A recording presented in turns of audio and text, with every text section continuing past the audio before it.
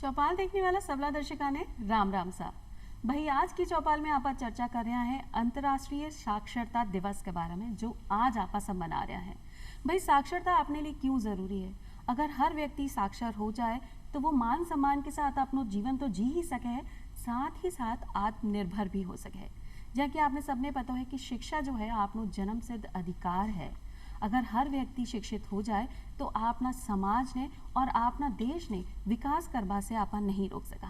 हर व्यक्ति अगर शिक्षित है तो बिना अपना अधिकारा का बारे में सम्मान हो जाए है, और भी के साथ साथ आपने पता है कि अपना कर्तव्य के हैं, यानी अधिकारा और कर्तव्य की जानकारी भी आपने तभी हो सके है जब आप शिक्षित हो वहाँ। तो यही विचार के साथ कि हम सब पढ़ेंगे आगे बढ़ेंगे के साथ आज की चौपाल ले रहा है।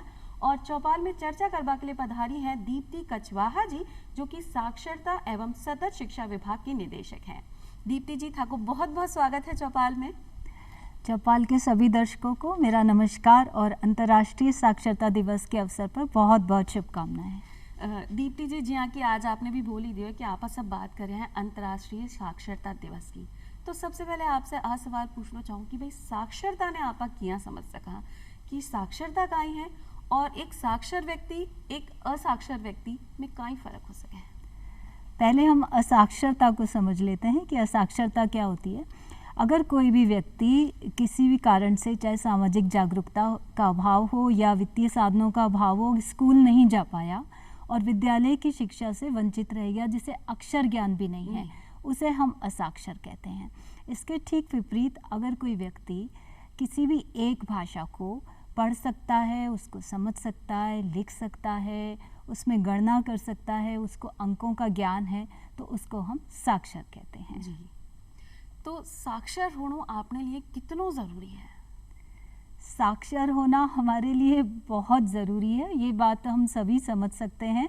अपना जीवन देख के भी जो पढ़े लिखे हैं और साथ में वो जो लोग पढ़े लिखे नहीं हैं, उनके जीवन में जो कठिनाइयाँ आती हैं उसको देख के भी हम पता लगा सकते हैं, इसको समझ सकते हैं कि उनका दैनिक जीवन भी कितना कठिन हो जाता है। उदाहरण के तौर पे वो समय खुद नहीं देख सकते, और आज के दौर में बात करें तो मोबाइल आजकल एक बहुत ज़रूरी चीज़ हो गई है, सभी के हाथ में होता है। पर जो व्यक्ति पढ़ा लिखा नहीं है वो उस मोबाइल से बात नहीं कर सकता है, खुद से किसी की मदद लिए बगैर नंबर डायल नहीं कर सकता, किसका फ़ोन आया ये उसे पता नहीं चलता, मैसेज नहीं पढ़ सकता, वो अखबार नहीं पढ़ सकता, टीवी वगैरह कुछ देख रहा है तो उसको पूरी बात समझ में नहीं आती है, कहीं जाना हो तो बुकिंग नहीं करा सकता, हॉस्पिटल जाए तो दवाई की पर्ची समझ नहीं आती।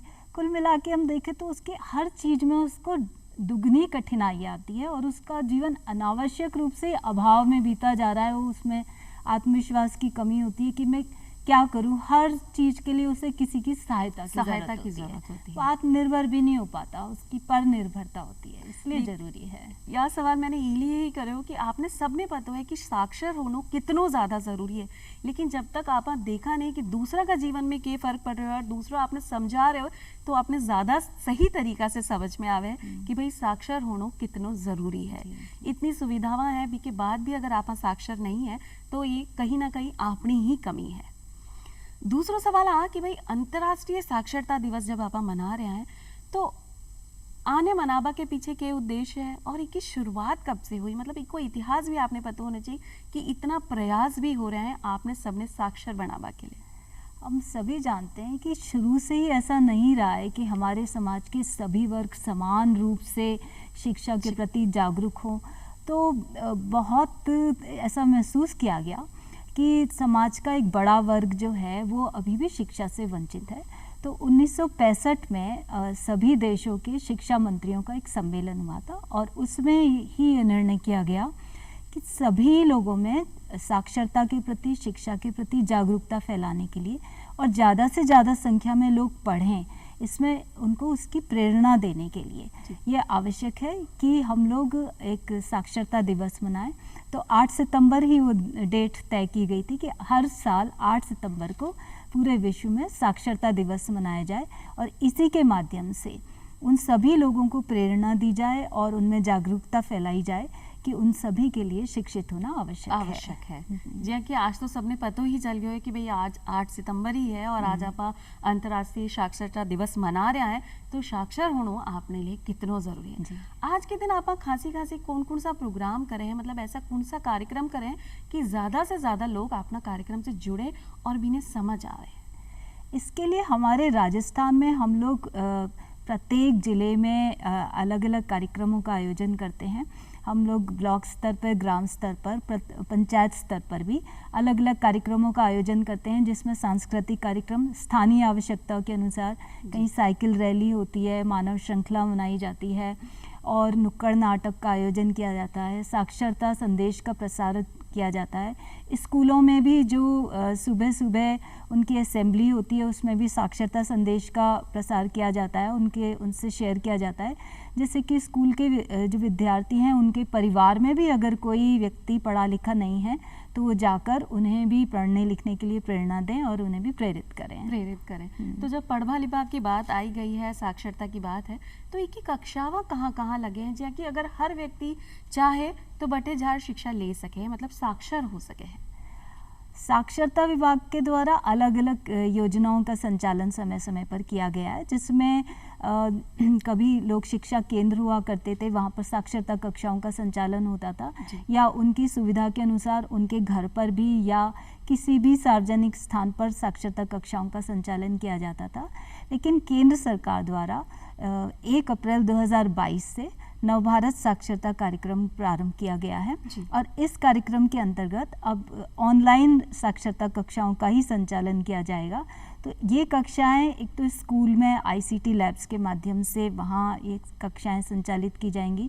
इसके अलावा अगर किसी के पास स्वयं का कंप्यूटर है, मोबाइल है, लैपटॉप या कोई भी इलेक्ट्रॉनिक गैजेट है, तो वो अपने घर पर भी इन कक्षाओं में भाग ले सकता है और सीख सकता है। इसके अलावा गाँवों में जो राजीव गांधी सेवा केंद्र हैं, पंचायत भवन हैं और कोई भी सार्वजनिक स्थान पर जहाँ पर भी कंप्यूटर की सुविधा उपलब्ध हो, वहाँ वो लोग इन कक्षाओं में भाग ले सकते हैं। तो बहुत ही चोखो नवाचार हुए कि आप घर बैठा भी शिक्षित हो सका है, यानी साक्षर हो सका।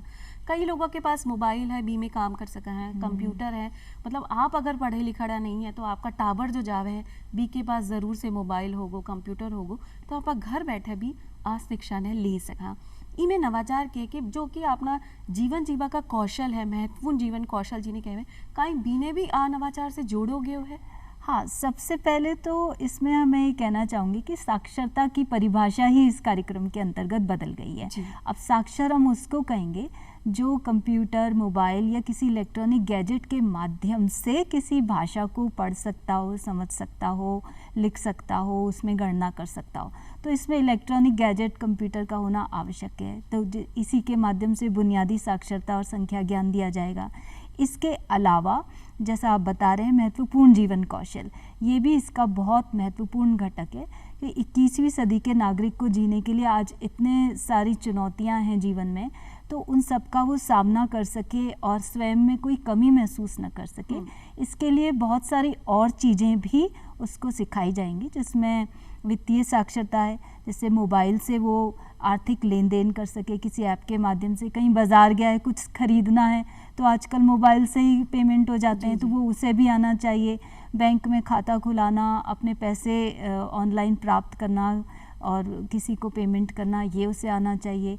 कानूनी साक्षरता भी अभी समाज में जितने अपराध बढ़ रहे हैं उसके हिसाब से उसकी भी बहुत आवश्यकता महसूस की जा रही है कि एक व्यक्ति को अपने हितों की रक्षा के लिए कौन से महत्वपूर्ण उसके अधिकार हैं उसकी जानकारी होनी चाहिए। पुलिस, थाना, महत्वपूर्ण धाराएं, वकील, इन सब व्यवस्था की भी उसे जानकारी होनी चाहिए। साथ ही साथ उसको स्वास्थ्य के अपने ध्यान रखना भी आना चाहिए। जैसे अभी हमने देखा कोविड का इतना भयंकर प्रकोप फैला, तो ये बहुत महसूस किया गया इसकी आवश्यकता कि लोगों को अपने स्वास्थ्य की रक्षा करना, कैसे पोषण किया जाए शरीर का, बीमारियों से कैसे रोकथाम की जाए, इसके बारे में भी जानकारी होनी चाहिए। परिवार कल्याण के बारे में जानकारी होनी चाहिए। कोई भी आपदा आ गई तो आपदा प्रबंधन भी आना चाहिए, फर्स्ट एड आना चाहिए। कोई दुर्घटना हो गई तो साथ में सड़क पर निकले हैं, बाहर गए हैं, तो सड़क सुरक्षा के संबंध में भी उन्हें मूल जानकारी होनी चाहिए। इस तरीके की बहुत सारी चीज़ें हैं जो महत्वपूर्ण जीवन कौशल में शामिल होती हैं कि बहुत ही व्यापक है कि आप हाँ। हर चीज़ बोलकर नहीं समझा सका। हाँ। अगर आप कक्षा में हैं और आप देख रहे हैं तो आपने समझ में आया कि भाई हर चीज़ जो भी आपना सरलता पूर्वक जीवन जीवा की कला है वो आप इन कक्षाओं में सीख सके हैं। जिया कि आपने बताया कि वित्तीय साक्षरता भी है, डिजिटल तो है ही, जब आप मोबाइल में ही सारा लेन देन भी कर रहे हैं, सब कुछ है, कंप्यूटर साक्षर होना भी ज़रूरी है और ई के ज़रिए तो आप हो ही रहे हैं। जो आप अपनी कक्षावां चल रही हैं भी में आपके पास टाबर से लेकर बड़ा बुजुर्ग तक का लोग हैं, उम्र दराज लोग भी हैं, तो भी में क्या आप समझावा हाँ जिससे कि मनोरंजन भी हो, भी को इंटरेस्ट भी बनो रहे और वो लगातार अपनी साक्षरता कक्षाओं में शामिल हो। इसमें साक्षरता कक्षाओं में हम लोग 15 वर्ष से अधिक आयु वर्ग के व्यक्तियों को शामिल करते हैं, जिसमें युवा वर्ग भी आ गया और वयस्क महिला पुरुष भी हैं। तो उनकी उम्र कुछ भी हो सकती है, 35, 40, 50, 60 से लेकर 70, 80, कुछ 90 साल के लोगों को भी शिक्षा में रुचि है, तो वो भी आते हैं पढ़ने के लिए। तो इसमें हम लोग स्वयंसेवी शिक्षकों के माध्यम से कक्षाओं का संचालन करते हैं। तो नव भारत साक्षरता कार्यक्रम अभी इसका ये प्राथमिक स्तर पर ही है, इसका भी हम सर्वे कर रहे हैं। इसमें जो लोग डिजिटली साक्षर होने के इच्छुक हैं उनकी पहचान की जा रही है, उसके बाद में उनका रजिस्ट्रेशन भी किया जाएगा। साथ में ही हम स्वयंसेवी शिक्षकों का भी उनकी भी पहचान कर रहे हैं, उनका भी चयन कर रहे हैं जो इनको पढ़ाने के लिए उत्सुक हैं कंप्यूटर के माध्यम से। फिर हम लोग इनका बैच और मैच करते हैं कि कौन किसको पढ़ा सकता है उनकी उम्र के हिसाब से, सुविधा के हिसाब से।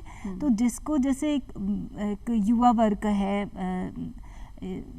लड़की हैं, लड़का हैं, उन लोगों को वो थोड़े तेज़ होते हैं सीखने में, जल्दी सीख जाते हैं, उनकी रुचि भी बहुत ज़्यादा होती है, तो उनको पढ़ाने का तरीका अलग हो जाता है। और जो थोड़े से वयस्क हैं या अधिक प्रौढ़ अवस्था में पहुंच गए हैं, उनकी थोड़ी सी रुचि कम हो जाती है और उनको ये भी लगता है कि अब पढ़ लिख के क्या करेंगे। तो शुरुआत में उनको सिखाने के लिए थोड़ा ज़्यादा जोर लगाना पड़ता है, उनको मेहनत करनी पड़ती है। धीरे धीरे फिर उनको भी मज़ा आने लगता है, तो वो भी बहुत तेज़ी से सीखने लगते हैं, बल्कि ज़्यादा उत्साह से भाग लेते हैं। उन्हें ज़्यादा खुशी होती है कि हम भी सीख गए, हमने आधा जीवन बिना कुछ सीखे निकाला, अब हम खुद से समय देख सकते हैं, खुद से अखबार पढ़ सकते हैं।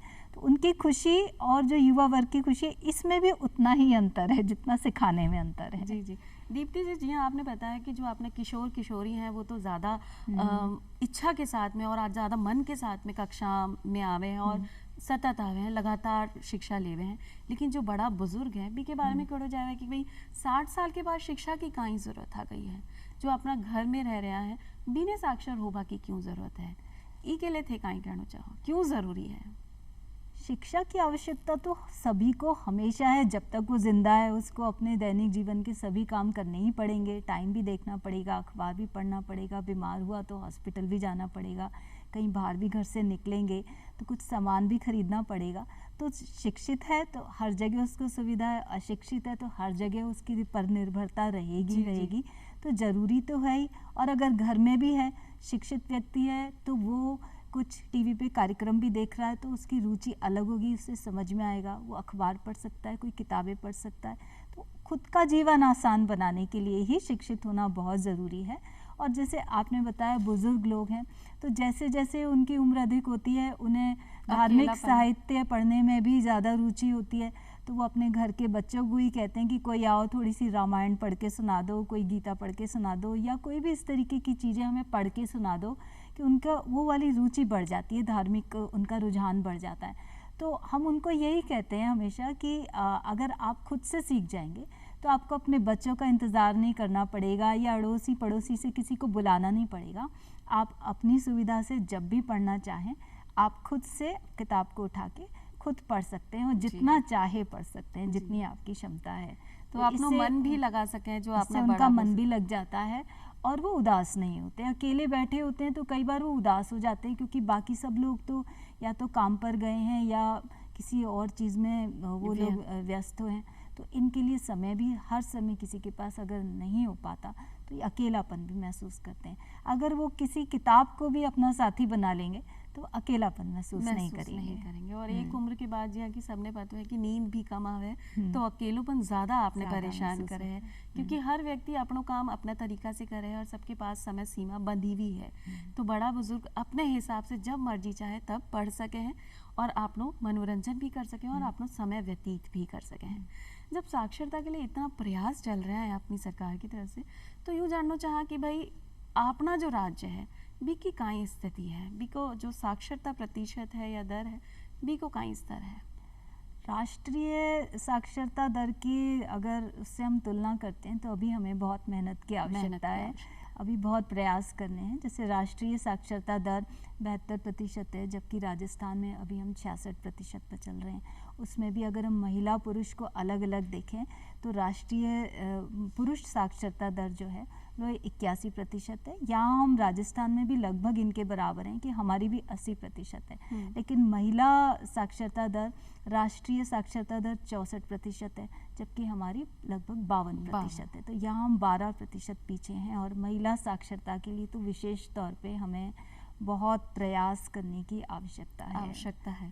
तो काई कारण काई हो सके है कि भाई आपनी जो साक्षरता दर है वो बहुत कम है अगर राष्ट्रीय स्तर पर देखो जाए तो? ऐसा मतलब अगर आप पहचान सका तो ऐसा कौन कौन सा कारण है जिन्हें आप दूर भी कर सका? हाँ, सबसे बड़ा कारण तो सामाजिक जागरूकता की कमी है। परिवारों में जो महिलाएं हैं वो ऐसा महसूस किया जाता है कि ये तो घर के काम करती हैं, इन्हें पढ़ने की ज़रूरत ही क्या है। तो और वो स्वयं भी उन्हीं कामों को करते करते उन्हें लगता है कि ये काम तो हम वैसे ही कर लेते हैं, इसके लिए फिर पढ़ने की क्या ज़रूरत है, हमें अपना काम वैसे ही आता है। तो उन्हें ये इस बात का अंतर ही पता नहीं चलता एक लंबे वक्त तक कि पढ़ने लिखने से और पढ़ने लिखने असाक्षर होने से उनके जीवन में कौन कौन सी कठिनाई आती है।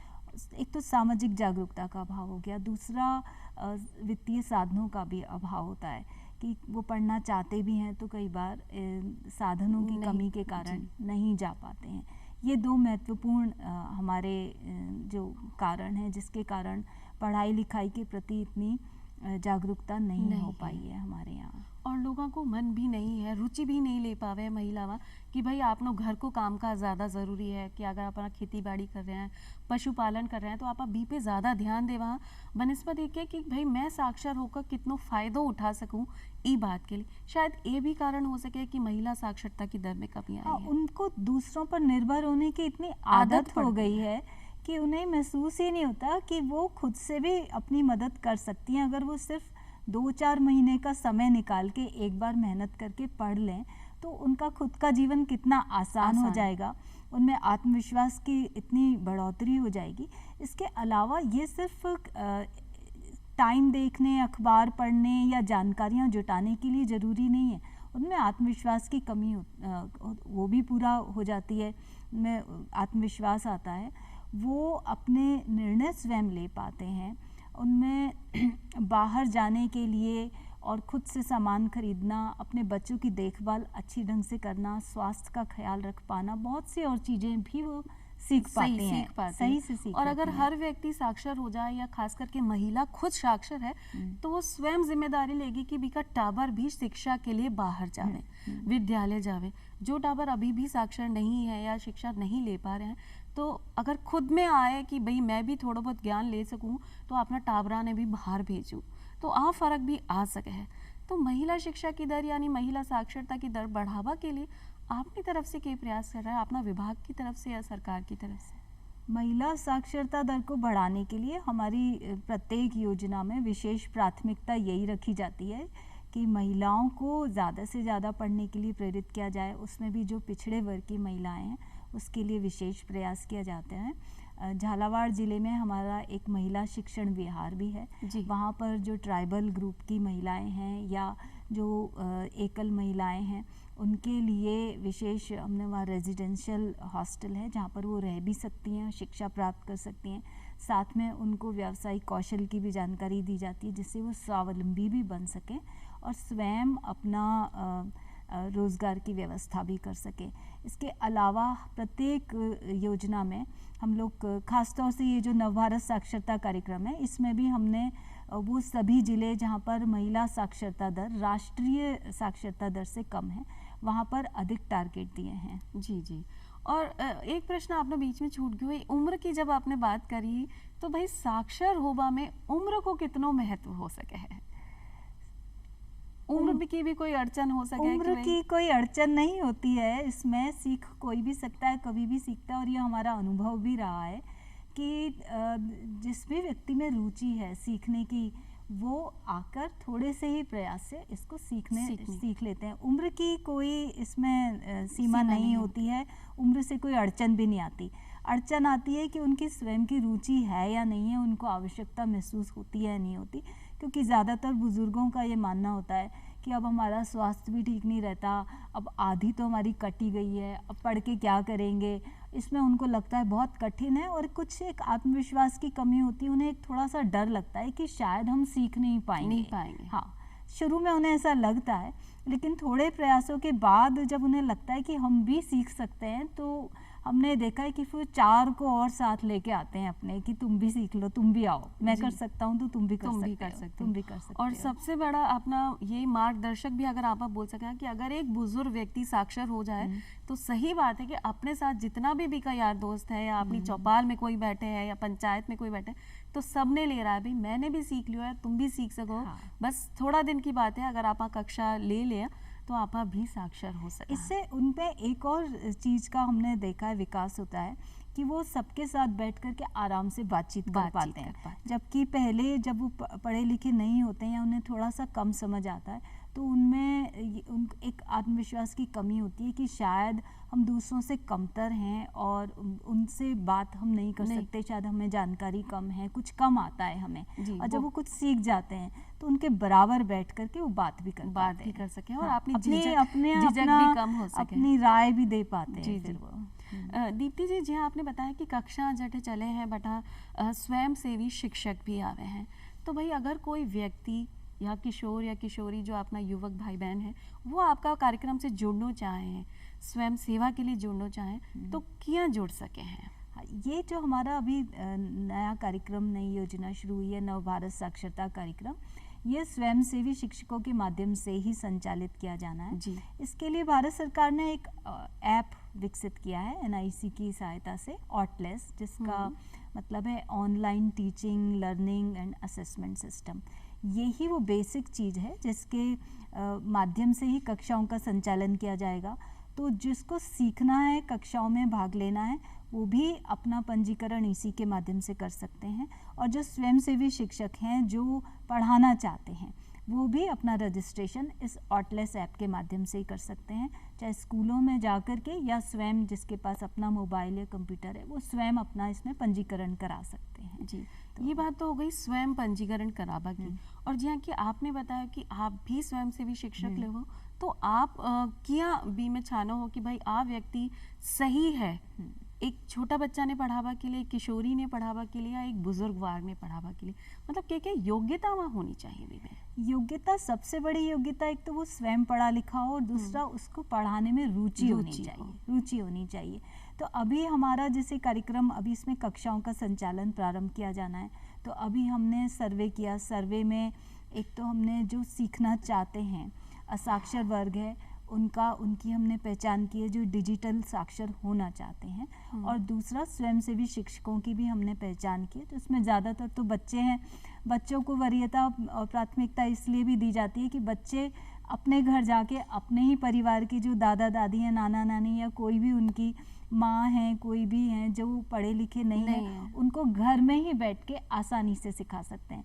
तो एक तरह से परिवार साक्षरता है कि हर बच्चा अपने ही घर में पढ़ा ले, आसपास के अपने अड़ोसी पड़ोसी को, तो उसको ज़्यादा दूर भी नहीं जाना पड़ेगा, किसी को असुविधा भी नहीं होगी और झिझक भी नहीं होगी। इसके अलावा जो स्कूल के शिक्षक हैं, जिनसे भी गांव के लोग सभी परिचित होते हैं, वो भी इसमें स्वयंसेवी शिक्षक हैं। कुछ भूतपूर्व सैनिक हैं, एनएसएस के लोग हैं, स्काउट गाइड हैं, और कोई भी व्यक्ति जिसको पढ़ाने में रुचि हो। सबसे बड़ी योग्यता मुझे तो इसमें जो यही लगती है कि वो खुद पढ़ाना चाहे, क्योंकि एक असाक्षर व्यक्ति को पढ़ाने में शुरू में थोड़ी कठिनाई आती है और बहुत ही धैर्य रखने की आवश्यकता होती है। कि वो एक तो उसको वैसे चीज़ें बहुत सारी पता है, उसको लिखना नहीं आता कि ये सूर्य है, सूरज है, चांद है, लेकिन वो बता तो सकता ही है कि ये रहा सूरज, ये पेड़ है, समझ ये सारी कुछ है, हो ये गई है, गाय बस है, आपके ये पास भैंस है, लिखवा पढ़वा को उसको ज्ञान वो नहीं। सब चीज़ों का ज्ञान है, जी, बस जी। उसको लिखना नहीं आता। तो उसको केवल अक्षर ज्ञान देना है, बाकी सारा ज्ञान उसके पास है, तो उसको केवल अक्षर ज्ञान देना है, तो उसके साथ बहुत धैर्य रखना धैर्य। पड़ता है। बस फिर- यही बात है कि शिक्षक के पास एक रुचि होनी चाहिए हाँ। और एक समाज सेवा करवा को जज्बो होना चाहिए, तो वो शिक्षक भी बन सके है। दीप्ति जी थी आया और अंतर्राष्ट्रीय साक्षरता दिवस पर इतनी चौकी जानकारी भी दी कि दिवस के है और लोगों ने किया साक्षर करो बी के लिए थाने बहुत बहुत धन्यवाद देना चाहा। और अब मैं चला ई संकल्प के साथ कि हम सब पढ़ेंगे, आगे बढ़ेंगे। फिर मिलांगा एक नई चौपाल में, तब तक के लिए राम राम सा।